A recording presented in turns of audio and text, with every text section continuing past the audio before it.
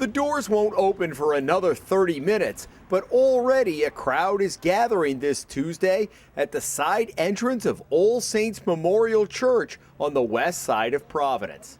Right at 4 o'clock, a sea of people crams through the entrance, along a downstairs hallway, around a corner, and into the parish hall, where one of the best meals many will have this week awaits. Welcome to City Meal Site.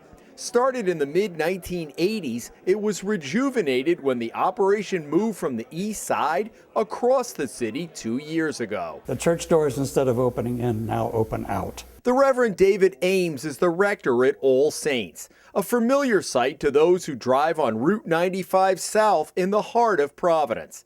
The church was founded in 1872 and is the largest Episcopal church in the state.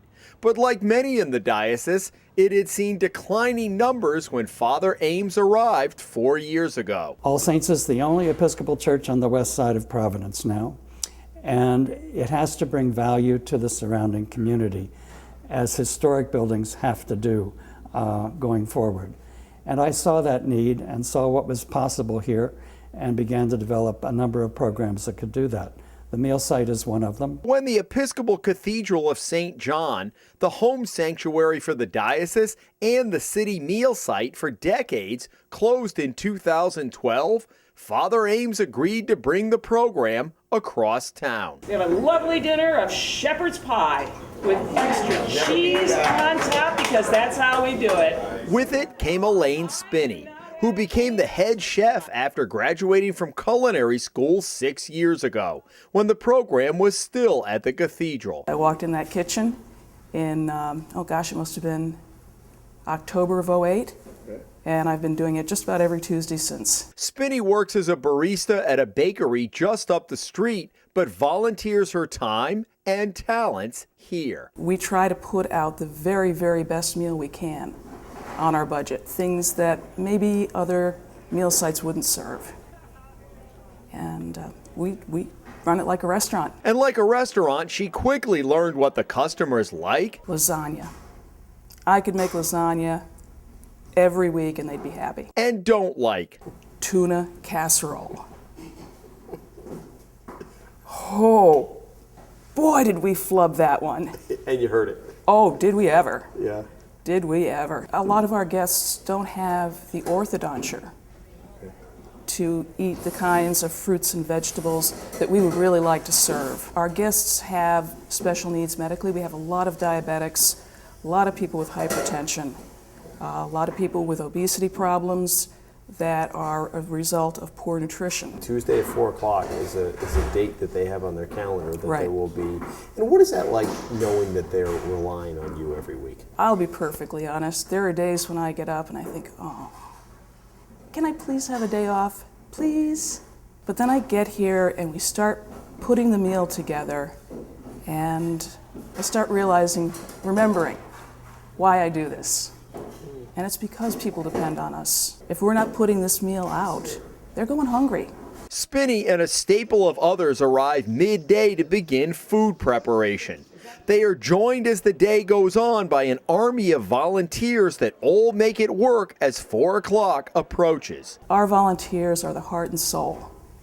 They make it happen because we will serve between 100 and 250 people. A 3-course meal.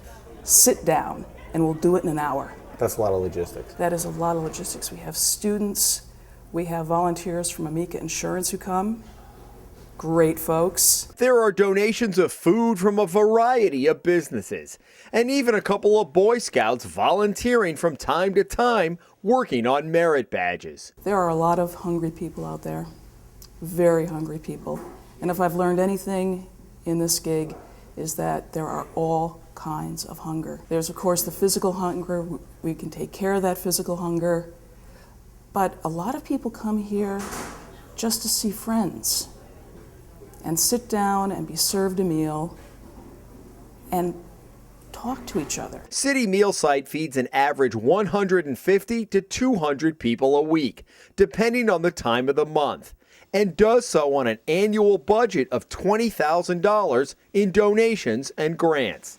That works out to under $3 per meal. When's the last time you bought a meal for $2.70 that was balanced and hot and served over your shoulder?